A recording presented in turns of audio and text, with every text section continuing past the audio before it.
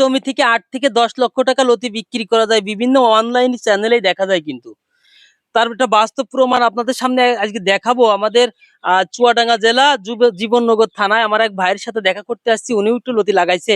এখানে কত টাকা লাভ হয়েছে বা লস হচ্ছে সেটা দেখার জন্য। যদিও গাছগুলো কিন্তু অনেক সুন্দর হয়েছে। সে নতুন মানুষ হিসেবে যথেষ্ট গাছ ভালো করতে পারে। আমরা যশোর থেকে ডাইরেক্ট এখানে চলে আসছি শুধু ভাইয়ের যাতে ক্ষতিটা না হয় বা ফলন ভালো পায় সেই ট্রিটমেন্টটা দেওয়ার জন্য।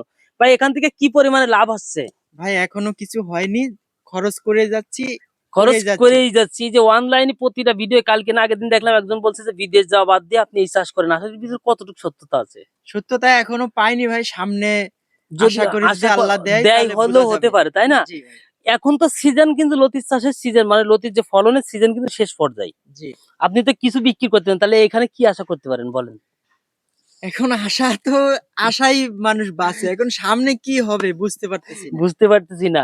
তাহলে এই যে মানুষগুলো যে অনলাইনে যে আপনার ভিডিও ভিউ ব্যবসা করেন, আপনি যাই করেন সমস্যা নাই।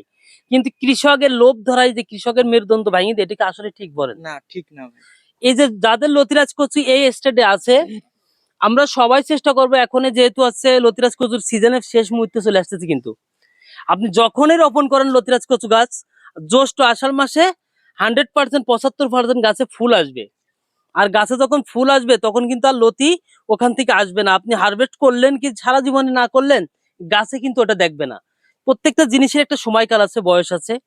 আমাদের এই মাঠে কিন্তু কোথাও নাই। এটা হচ্ছে চুয়াডাঙ্গা জীবননগর থানা। দেখেন জনি সাহেব আমরা ঘুরে দেখাই দিই, বৃহত্তর অঞ্চলে কোথাও লতি নাই।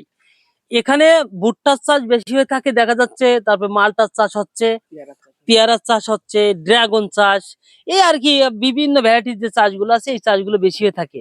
যদিও ভাই একটু লতি লাগাই ফেলাইছে, আমরা চেষ্টা করবো যদি এখান থেকে লসটা যেটা খরচ হয়েছে এই খরচটা উঠানো যায়, এখানে আমরা যে লাভ করাই দেবো সেরকম কিছু আশা করতে পারছি না, বা ভাইকে যে বলবো যে ভাই এখান থেকে লাভ হবে সেরকম কিছু বলতে পারছি না।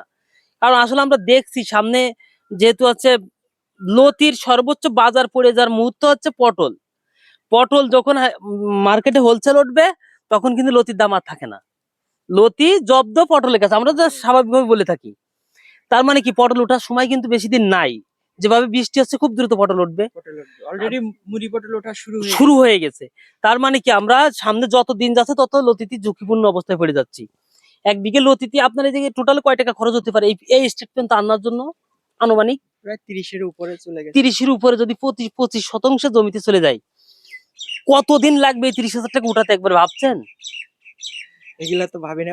অনলাইনে অবশ্য আমি অনেকের ফোন দিছি নাম্বার নিয়ে, সবাই বলছে ভাই আপনি যখন লাগাবেন তখন থেকে 1 বছর থাকবে। মানে কেউ বলে নাই যে আপনার জ্যৈষ্ঠ মাস ছাড়া অন্য সময় লাগাইলে আপনি লসে পড়বেন। এই কথাটা একজন মানুষও বলে নাই। মানে ওটা তো আসলে ব্যবসার হ্যাঁ, প্রয়োজন। এবং সবাই মানে চারা বেচার জন্য সবাই বলছে।